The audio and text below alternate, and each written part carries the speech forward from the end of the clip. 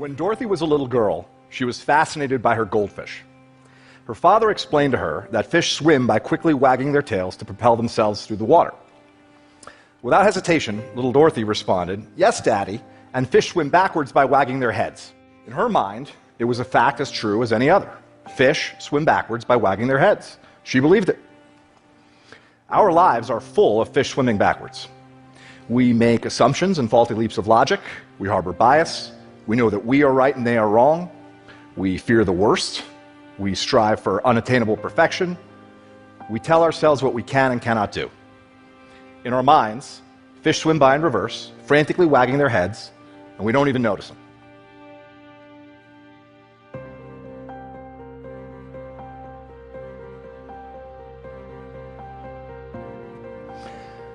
I'm going to tell you 5 facts about myself.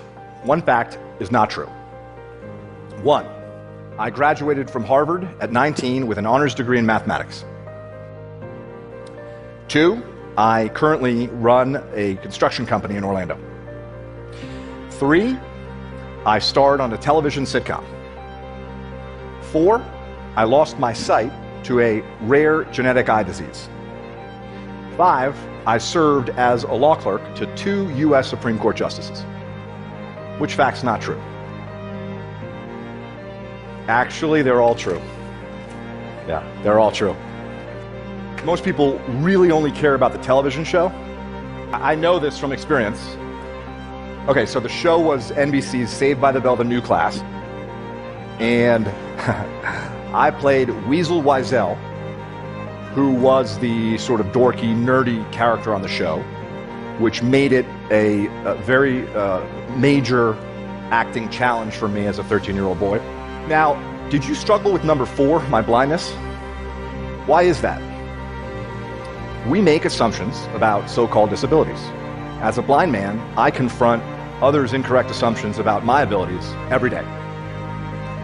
My point today is not about my blindness, however. It's about my vision. Going blind taught me to live my life eyes wide open. It taught me to spot those backward swimming fish that our minds create. Going blind casts them into focus. What does it feel like to see? It's immediate and passive. You open your eyes and there's the world. Seeing is believing, sight is truth, right? Well, that's what I thought. Then, from age 12 to 25, my retinas progressively deteriorated. My sight became an increasingly bizarre carnival funhouse hall of mirrors and illusions. The salesperson I was relieved to spot in a store was really a mannequin. Reaching down to wash my hands, I suddenly saw it was a urinal I was touching, not a sink, when my fingers felt its true shape. A friend described the photograph in my hand, and only then I could see the image depicted. Objects appeared, morphed, and disappeared in my reality. It was difficult and exhausting to see. I pieced together fragmented, transitory images, consciously analyzed the clues, searched for some logic in my crumbling kaleidoscope, until I saw nothing at all. I learned that what we see is not universal truth. It is not objective reality. What we see is a unique, personal, virtual reality that is masterfully constructed by our brain. Let me explain with a bit of amateur neuroscience. Your visual cortex takes up about 30% of your brain. That's compared to approximately 8% for touch and 2 to 3% for hearing. Every second, your eyes can send your visual cortex as many as 2 billion pieces of information. The rest of your body can send your brain only an additional billion. So sight is 1/3 of your brain by volume and can claim about 2/3 of your brain's processing resources. It's no surprise then that the illusion of sight is so compelling. But make no mistake about it, sight is an illusion. Here's where it gets interesting. To create the experience of sight, your brain references your conceptual understanding of the world, other knowledge, your memories, opinions, emotions, mental attention, all of these things, and far more, are linked in your brain to your sight. These linkages work both ways and usually occur subconsciously. So, for example, what you see impacts how you feel, and the way you feel can literally change what you see. Numerous studies demonstrate this. If you are asked to estimate the walking speed of a man in a video, for example, your answer will be different if you're told to think about cheetahs or turtles. A hill appears steeper if you've just exercised, and a landmark appears farther away if you're wearing a heavy backpack.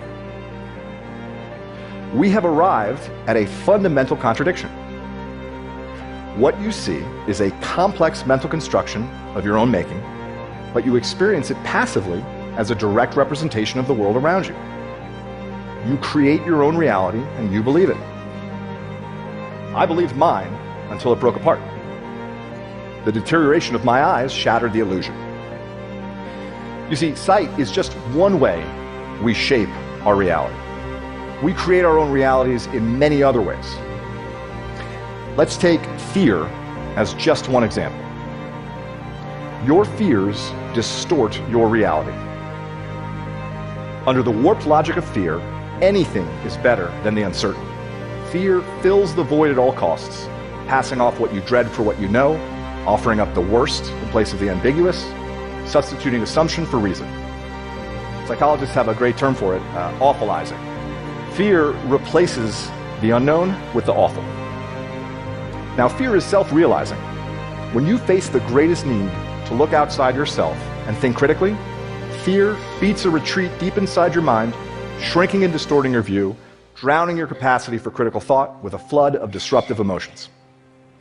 When you face a compelling opportunity to take action, fear lulls you into inaction, enticing you to passively watch its prophecies fulfill themselves. When I was diagnosed with my blinding disease, I knew blindness would ruin my life. Blindness was a death sentence for my independence. It was the end of achievement for me.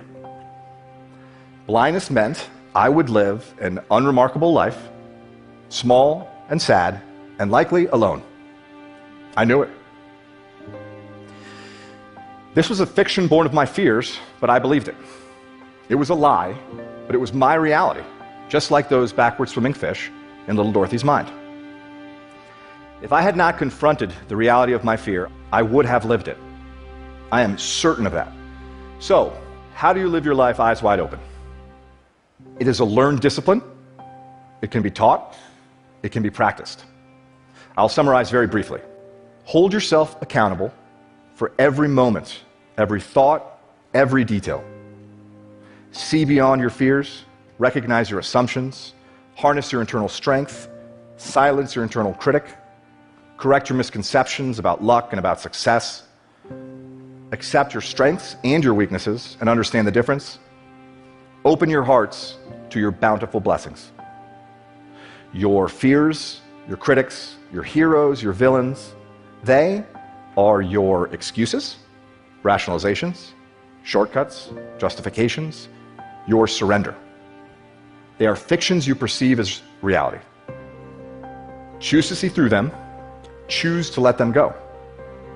You are the creator of your reality. With that empowerment comes complete responsibility. I chose to step out of fear's tunnel into terrain uncharted and undefined. I chose to build there a blessed life. What do you fear? What lies do you tell yourself? How do you embellish your truth and write your own fictions? What reality are you creating for yourself? In your career and personal life, in your relationships, and in your heart and soul, your backward swimming fish do you great harm. They exact a toll in missed opportunities and unrealized potential, and they engender insecurity and distrust where you seek fulfillment and connection. I urge you to search them out. Helen Keller said that the only thing worse than being blind is having sight but no vision. For me, going blind was a profound blessing because blindness gave me vision. I hope you can see what I see. Thank you.